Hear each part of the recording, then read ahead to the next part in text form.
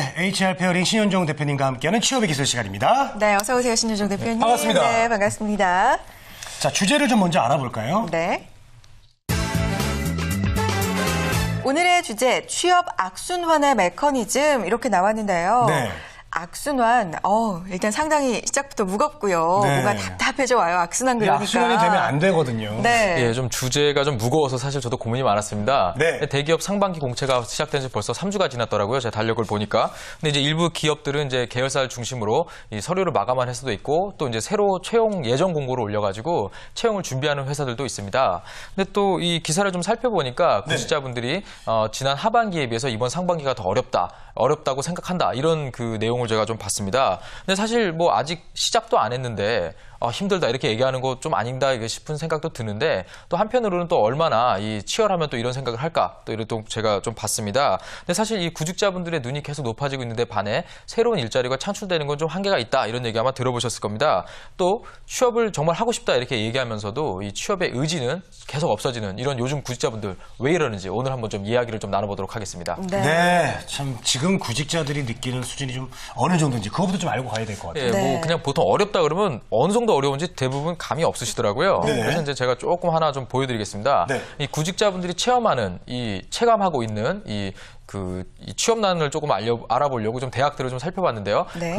우리나라의 그 경영학과 순위로 한 6위 정도, 취업률 6위 정도 하는 대학의 경영학과를 좀 봤습니다, 제가. 네. 보통 이 학과의 그 한 학기에 보통 졸업하는 학생분들이 한 1년에 한 250명 정도 된다고 하더라고요. 네. 근데 이제 그 대학 알림이 사이트에 보면은 이 취업률을 볼 수가 있는데 한 70% 정도 나오고 있습니다. 근데 실제로 이 학교에 다니는 학생들, 또 이 학교에서 취업을 성공한 학생들한테 물어보니까 실제로 저희가 그냥 알고 있는 회사들, 그냥 고용 브랜드가 높은 뭐 삼성, LG, 현대, LIG, LS 이런 데 들어간 학생들이 보통 한 학기에 한 8명에서 10명 정도 밖에 안 된다고 합니다. 그러니까 실질적으로 뭐 한 5% 정도만 본인이 목표했던 이 대기업에 취업을 하고 다른 분들은 대부분 뭐 졸업 연기나 아니면 하향 취업을 하고 있다. 이렇게 볼 수가 있겠습니다. 네. 네. 그러니까 취업 악순환이 지금 말씀하신 걸 보면은 250명 중에서 8명에서 10명만 좀 들어본 기업에 취업을 한다 이런 말씀이시잖아요. 예. 그 들어본 기업이라는 게 그러니까 대기업하고 연관이 되어 있는 예, 건가요? 관련이 있죠. 네. 예, 있습니다. 신규 일자리가 늘어나지 않는 데서 그 문제점을 좀 저희가 찾아볼 수가 있겠는데요. 네. 또 사실 그렇다고 갑자기 기존에 있던 일자리들이 갑자기 처우가 획기적으로 개선되느냐? 또 그건 아닙니다. 또 옛날부터 인기 있던 자리, 인기 있던 직종, 인기 있던 기업들로 계속 그 구직자들이 몰리다 보니까 이 수요를 사실 소화를 못 해내는 게 큰 문제라고 볼 수가 있겠습니다. 네. 근데 또 이 구직자분들이 2차, 3차 재수, 나는 재수, 삼수 해서 이 대기업을 가겠다, 이 자리에만 가겠다, 이렇게 또 고수하고 있는 것, 이것도 사실 또 문제라고 저희가 볼 수가 있겠는데요. 저희가 흔히 이제 이 부분을 뭐 대기업 선호 현상이다, 네네. 아니면 뭐 전문가들은 뭐 미스매칭이다, 이렇게 얘기를 많이 하시거든요. 한번 들어보셨죠? 이런 얘기? 들어봤죠. 예. 근데 이제 사실 스펙은 계속 올라가고 있는데 취업이 안 되니까 이제 요 얘기가 나오는 겁니다. 근데 또 사실 잘 놓고 보면은 제한된 자리를 놓고 여러 명이 경쟁을 하기 때문에 사실은 아무리 스펙이 높아도 들어갈 수 있는 인원은 매년 딱 정해져 있다는 겁니다. 그러다 보니까 계속 취업을 2차, 3차 계속 시도하는 분들이 스펙은 계속 쌓고 또 졸업을 하면서 신규로 진입하는 이런 구직자분들이 계십니다. 이분들도 기존에 계시던 분들이 상당히 경쟁률이 높은 스펙을 계속 준비를 하거든요. 그러니까 본인도 내가 저 정도 스펙이 돼야 취업을 할 수 있다 이렇게 판단을 하다 보니까 네. 신규 진입하는 분들도 또 계속 스펙을 높게 쌓아서 오게 되는 이런 악순환이 계속되고 있다. 이 부분이 좀 문제라고 제가 얘기를 드리고 싶습니다. 네. 그러니까 한 사람만 열심히 하는 게 아니라 누구나 다 열심히 하니까 스펙이 점점 기준이 올라가는 거군요. 맞습니다. 네. 그래서 이제 보통 대기업 공채 시즌에 저희가 좀 보면은 매년 한 215만 명 정도가 이 대졸자가 나온다고 하는데 그 중에서 대기업에 들어가는 딱 취업 그 퍼센테이지는 3% 미만입니다. 네네. 그리고 또 이제 정부에서 한국고용정보원에서 낸 결과를 좀 보니까 대졸 이상 학력을 요구하는 초대졸 여러분 보시면 2, 3학년 이상 이렇게 돼 있는 부분 전부 대졸 학력은 아닙니다. 4년제 대학 학력을 요구하는 그 일자리 수가 한 115만 개 정도 된다고 하거든요. 네네. 그럼 사실 한 100만 명 정도가 남습니다. 이분들 하향 취업을 할 수밖에 없는 이런 상황이 놓이거든요. 그러다 보니까 이 하향 취업을 해야 되는 분들도 또 계속 내가 더 스펙을 쌓아서 공채 갈 거야, 대기업 갈 거야 이렇게 하다 보니까 계속 이 지원자는 늘어나고 있다. 이렇게 좀 볼 수가 있겠습니다. 네, 알겠습니다. 그런데요, 와닿지가 않습니다. 좀 쉬운 예로 좀 말씀해 주시죠. 예, 이게 또 제가 와닿지 않을 것 같아가지고 조금 준비를 해왔는데요. 좀 아주 쉽게 좀 그냥 비유를 통해서 좀 알려드리겠습니다. 예. 뭐 재건 씨 방송 일정 때문에 갑자기 부산에서 한 5시간 있다 촬영 있다. 그럼 네. 못 타고 가실 거예요. 부산에서요? 예.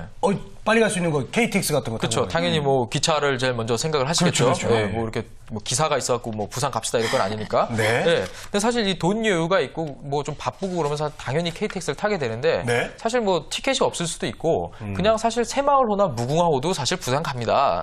예. 가긴 가죠. 가긴 네. 가죠. 예. 근데 좀 간단하게 이야기하면 서울에서 부산까지 가는 게 취업이라는 목적지에 가는 것이다라고 저희가 좀 한번 얘기를 했을 때 네. 그 일단 기차를 타면 부산에 도착하면 취업이라고 저희가 이야기할 수가 있겠죠. 네네. 근데 다들 KTX만 타고 가려고 하지 새마을호나 무궁화호는 보지도 않는 겁니다. 그러니까 사실 새마을호 저희 보면 좌석이 적고 티켓 구하기 힘들지 않습니까? 바로바로 할 때. 그러다 보니까 다들 그냥 기차역에 가만히 있고 빠른 기차만 기다리고 있으면서 계속 취업을 못하는 하고 있다. 이렇게 좀 저희가 비유를 한번 해볼 수가 있겠습니다. 네. 그러니까 저 어쨌든 무궁화를 타든 저 새마을을 타든 네. 가긴 가는 거니까 다 결국은 취업이 되겠네요. 네, 맞습니다. 일단 타고 가면 취업이 된다고 저희가 예. 얘기를 하는데 사실 그 KTX를 딱 탔을 때 제일 빨리 가는 게 가장 좋습니다. 그게 이제 가장 뭐 대기업으로 가는 빠른 길이기도 한데 네. 저희가 뭐 고생해서 중간에 갈아타고 뭐 기다렸다 타고 뭐 밥도 요즘은 사 먹을 수가 있잖아요. 안에서 커피도 사 먹을 수 있고 그렇죠. 좀 이렇게 있다 보면서 이 취업을 어떻게든 가기 위해서 계속 자기가 끊임없이 노력을 해야 되는데 그러지 않다라는 겁니다. 그래서 최근에 그 통계청 자료를 보니까 그 청년 고용률이 떨어진다. 청년 절반이 노는 사회다. 이런 얘기가 좀 많이 나오거든요. 실질적으로 한 청년 고용률이 한 40.4%밖에 안 된다. 이런 결과가 나왔습니다. 그러니까 저희가 알고 있는 20대 뭐 최근에 30대 초반까지 한 10분이 이렇게 서 계시면 6분 정도는 사실상 뭐 백수다. 저희가 이렇게 볼 수가 있겠죠. 네. 그런데 이분들 무조건 뭐 KTX 올 때까지만 기다리지 말고 제가 생각할 때는 뭐 무궁화호 타고 가다가 시간을 적절히 살펴서 중간에 대전쯤에서 갈아타는 그런 네. 방법도 있지 않을까 싶은데요. 맞습니다. 뭐 네. 예를 들어서 뭐 이렇게 자기가 뭐 만약에 계약직이나 인턴이나 비정규직 이렇게 무궁화호를 타고 좀 시작을 했지만 뭐 사실 아까 말씀드린 그 대전에서 딱 KTX 갈아타고 쫙 부산에 빨리 갈 수도 있거든요. 근데 그래서 뭐 이렇게 가면 되는데 사실 또 이 중견 기업들 사장님들한테 여쭤보면은 연봉도 대기업만큼 주고 뭐 복지 혜택이나 이런 거를 대기업 수준으로 해줘도 한 2, 3년 일하면 관둔다고 합니다. 그래서 이 사장님이 물어본다고 합니다. 너 왜 관두니? 이렇게 물어보면 아 사실 자기가 더 늦기 전에 뭐 공기업이나 대기업에 다시 한번 가겠다. 이런 그 목표를 가지고 그냥 뭐 이유 없이 관둔다고 합니다. 근데 또 이렇게 관둔 분들이 그 바로 취업을 하느냐? 또 그렇지는 않습니다. 또 시간을 두고 계속 준비를 하면서 자기가 목표로 했던 곳에 가겠다고 하면서 그냥 시간을 보내게 되거든요. 어떻게 네. 취업을 하지 않고 좀 이렇게 약간 조급증이 걸려 있다 이렇게 얘기를 드리고 싶습니다. 어떻게든 자기가 목표한 대로 그냥 무조건 가겠다. 그냥 그것만 보다 보니까 좀 이 취업하는데 문제가 있다고 저희가 좀 얘기를 드리겠습니다. 네. 그래서 이 조급증이 걸렸으면 자기가 그거 아니면은 주변이 안 보이거든요. 좀 이것이 좀 문제다 이렇게 얘기를 좀 드리겠습니다. 이 조급증 어떻게 극복해야 될까요, 그러면? 일단 조급증이라는 게 사실 네. 자기 이게 이력서를 보면 이 경력이란 부분이 있거든요. 예. 이 조급증을 해결할 수 있는 건 사실 이 경력 부분에 대해서 자기가 어떻게 관리를 하느냐입니다. 네네. 사실 이 경력은 그냥 자고 일어나서 딱 생기는 게 아니거든요. 그냥 이렇게 저희가 시간과 노력을 어느 정도 투자를 해줘야 이 그렇죠. 경력자가 되고 또 전문가로 그렇죠, 불리고 그렇죠. 예, 네. 차근차근 올라가는 건데 또 사실 이 구직자분들이 단방에 그냥 고액 연봉, 편한 직장, 복지 좋은 곳 이런 것을 그냥 한 번에 가려고 하다 보니까 이런 직업관을 또 갖게 되는 데 있어서 아 내가 원하는 곳은 이곳이다. 그냥 이렇게 딱 정해버리거든요. 이래서 좀 조급증에 걸리게 된다. 이렇게 좀 저희가 볼 수가 있겠고요. 또 직장을 관두고 나서 일자리는 창출이 안 되는데 나는 거기 계속 가고 싶다. 또 이 기업에서 내가 그만두기 전에 취업했을 때 내가 노력했었기 때문에 다시 하면 될 것이다. 이거 맹목적적인 그냥 어떤 자기 자신에 대한 믿음 이런 것들이 좀 있다 보니까 계속 고용률은 떨어지는 현상이 나타날 수밖에 없다. 좀 이렇게 진단할 수가 있겠습니다. 네. 또 사실 최근 이 제조업이 해외로 빠져나간다 이런 이야기 많이 들어보셨을 겁니다. 이 R&D라던가 영업 이렇게 인적 자원을 통해 가지고 부가가치를 창출할 수 있는 이런 쪽의 업무가 아닌 다른 업무들은 사실 일자리가 많이 줄어들고 있습니다. 최근 뭐 공장 같은 데 가봐도 기계가 일을 하지 사람이 일하지 않거든요. 계속 이렇게 그 일자리가 줄어들다 보니까 앞으로 내가 원하는 일자리가 늘어날 것이다. 이렇게 판단하는 거 조금 좀 문제가 있다. 이렇게 이야기를 드리고 싶습니다. 네, 그렇군요. 이 채용 시장에도 트렌드가 있는지 궁금해요. 유행처럼 이렇게 변하는 게 좀 있나요? 채용 시장에도? 간단하게 얘기 드리자면 2, 3년 정도 주기로 네. 바뀝니다. 그 이유가 채용을 담당하시는 분들이 직원들이 하도 최근에 신입 사원들이 퇴사율이 높기 때문에 이 사람들의 퇴사율을 어떻게 막을 수 있을 것인가 이걸 항상 고민을 하거든요. 그래서 한 2, 3년 정도 주기로 어떤 그 자기소개서 대해서나 면접이나 채용 전형 방식에 대해서 조금씩 변화를 준다. 이 부분을 좀 여러분들이 좀 알고 좀 준비를 하시는 게 좋다. 이렇게 좀 이야기를 드리고 싶습니다. 네. 그리고 또 기업들이 이렇게 변화를 주는 이유는 뭐라고 생각하세요? 역시 뽑아보니 배신하더라 이겁니다. 자꾸 관두거든요. 그렇죠. 예, 예. 이 부분일 것이라고 제가 얘기를 드리고 싶습니다. 예. 네, 알겠습니다. 그러면 그 기업 입장에서는 키워놓으면 나가는 거니까 굉장히 안타까운 일인데, 예. 네. 계속 손해를 보는 거죠. 그렇죠. 왜냐하면 이 사람들이 사실 기업들은 입사, 채용부터 퇴사까지 성과관리, 경력관리 모든 그 프로세스를 가지고 일을 합니다. 근데 자기네들의 어떤 인력 운용 계획에 따라서 채용부터 퇴사까지 계획을 하고 있는데 그 중간에 뭐 30명이 필요하다, 50명이 필요하다 이런 계획이 있는데 이 부분에서 사람이 모자라지게 되면 다시 또 뽑아야 되거나 하는 문제가 발생하거든요. 그러다 보니까 기업들이 자꾸 중간에 퇴사를 하게 되면은 회사를 운영하는 데 있어서 큰 문제가 있습니다. 어떤 네. 계획에도 문제가 발생하고요. 그래서 좀 기업들이 이 퇴사하는 사람들을 좀 방지하기 위한 여러 가지 프로그램들을 좀 개발하고 시행한다. 이렇게 좀 저희가 얘기를 드리고 싶습니다. 네.